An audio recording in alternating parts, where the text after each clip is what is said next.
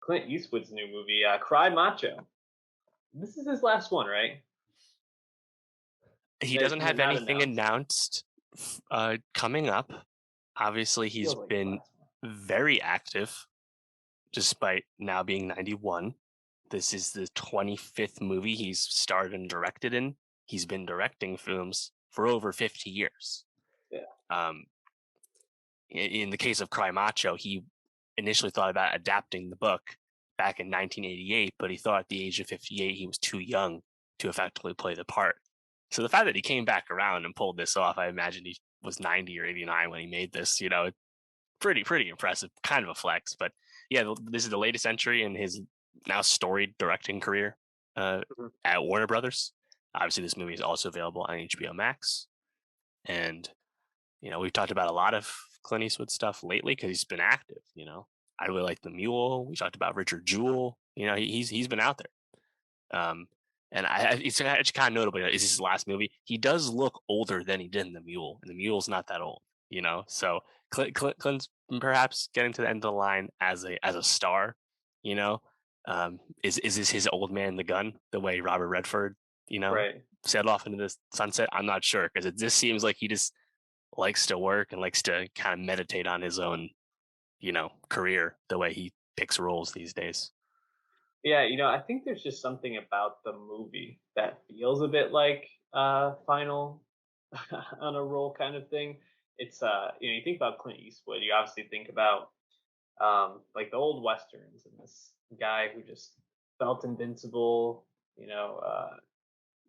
larger than life in a lot of ways. I mean, you say Clint Eastwood, and I think that people just immediately think movie star, and he looks really frail in this movie, and that's I think probably partially the role, but also like you said, he was probably 89 or 90 when filming on this raft. I believe you said he's 91 now. Yep. He is not a young man, and I gotta be honest, I didn't really enjoy this movie very much. Um, I think it's well shot. I think the story is pretty interesting. I gotta say, I thought the acting performance, especially from Eduardo Manet playing Raffo, was kind of tough at points. And I also just think certain aspects of the movie just didn't really work so well for me. So I wasn't a huge fan, but I give a lot of credit to uh, Clint, like you said, coming back around on this, and you know, keep working if that's what he wants to do. What did you think of the movie? Yeah, I think it's all right. You know, it's moves a little slow for a movie that's not also that long. It's like an hour 40 or whatever. Mhm. Um, I think it's interesting as just a greater piece of meta stuff, right? For again, Clint playing these obviously by design older characters, but like they're often like people like at the end of the roads, long careers, and it's like always like a really refinement of like the classic Clint Eastwood role. It's not like he's picking something random. He's always doing something that feels very much like a Clint role and a Clint old late career role. You know, so Mhm. I get that. I think that's cool.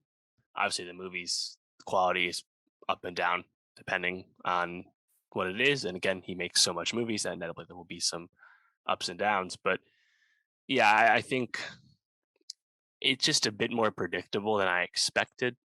And Clint doesn't have the even light action chops to kind of spice up a lot of the stuff. So it's really going to all be dialogue, you know? Mhm. Like we show him getting like he's getting on the horse, but like there's a lot of like quick cutting and stuff. You can tell that like it's Clint can stand on a horse. You probably can't ride a horse anymore. So Yeah. I think it's okay. Um, but it also doesn't have like grand ambition, right? Like it's a kind of a simple story at the end of the day Yeah. It's a in small terms story, for in sure. terms of like you know coming to terms with what is like masculinity, what is being macho mean, all that. So I don't think it's trying to be high minded or anything. It's fine. Yeah. Yeah. I think right from the get go, it starts off Clint Eastwood. Uh, and Dwight Yoakam having Mm, this conversation. I thought just the acting in that scene was really bad, especially on Yoakam's part. It kind of maybe it was the editing of it, but the conversation kind of cuts from him being like, "You're washed up, Mike. You're a piece of shit now. You're not doing anything with your life. What do you get out of here?" And Mike's like, "Okay." And then Dwight Yoakam's like, "But I need you to go get my son." And I'm like, "What the hell is like going on here?" And I just really thought it was like really wooden and just like not mm. that impressive. And then Eduardo Mine, like I mentioned, he's a kid, so and it seems like he might have been I don't know, maybe like out of his depth on this. Acting alongside a legend like Clint Eastwood, probably very intimidating thing to do. But I really felt like he was very I don't know, unconvincing in the Mm. role, and just like especially for someone who's lived with a mother who seems quite emotionally and mentally abusive, and as well as physically abusive, living on the street, kind of living off cockfighting. Seems just like super chipper and like kind of like okay to do whatever, and I just don't feel like he could hit the emotional depth of someone who's been through that sort of pain. At least that's not what came across to me. Did you get that same sense in the performances, or did you like them? Yeah, no, I agree. I don't know if he was that convincing as someone who's supposed to be hard, Mhm. street bound kid, growing up in a rough circumstance. I don't know. It's all right. It's whatever. How did you feel about the romance though? That seems to always accompany a Clint Eastwood movie, no Dude, matter the age of Mr. Eastwood. dude, that was really tough for me.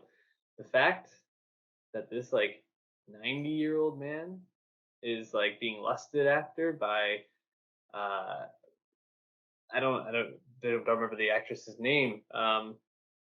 It was just really like surprising, but also just like I unbelievable to me. Like, there's no way that that woman would be like interested in a relationship with someone who's kind of that frail. I would imagine. I mean, it's just very hard for me to imagine. I think, and it just felt like there was an like it could have been a. I think it could have been a really nice thing if it was like him finding community, him finding support without it having to turn romantic. But of course, it had to turn romantic, and that's was just not a good call for me. Seems like you didn't like that part either. Nah, I mean it's just kind of distracting, especially the early stuff. It's like Rafa's mom is like giving him all this shit, and then next thing you know, she's kind of like hitting on him, and I don't know, it kind of like weakened the. I don't know. I guess that they were doing it to. Were they doing it to show like her instability? I don't really know. Yeah, And if we kind of cut that out, and this was truly just like a on the road movie between a man and a young man, I think it could have been a lot stronger. But yeah, I mean, I'm not too mad about it. It's yeah. whatever. The part of the movie I think I liked the most was when they're kind of like hiding out of that church, Mm. and they're kind of like he's helping out with the animals, and Raffo is learning how to like ride a horse and making friends, meeting girls. Like, that part was probably the best part to me because I felt like it really hit home. I think what the second theme beyond how machismo culture and macho culture is kind of overrated and unnecessary, but the idea of like community being where you find healing and where you find a sense of belonging. Both Raffo and Mike are these very lonely people when they meet each other, and when they start to come around as characters is when they're you know uh, involved in something bigger than them, and helping others. And I think that was by far the most effective part of the movie for me. The rest of the like on the run stuff, I never really found to be too like tense or upsetting. I think maybe the scene between Mike and Rocco's mom, where she's like sort of seducing him. I don't know what the intention was there, but I thought that scene was like probably the most tense. Anything with Rocco's mom and Mike, I found to be pretty good, but yeah, the rest of the movie just not really impressive for me. Tough watch for me, but you know, like we said, we give credit to Clint. Sounds like you liked it a little more than I did. Any last thoughts on it? No, I mean, make another one. Why not? I Keep mean, going. think about like when Unforgiven comes out in what 91 or 92, whenever it was. Gene Hackman is approaching the end of his career, and by the early 2000s, he completely checks out and truly leaves. And Clint Eastwood just has had no interest in doing that. He's around. So you know Yeah. what? Stay around, man. Do your thing. I hope so. I hope I was wrong on this being his last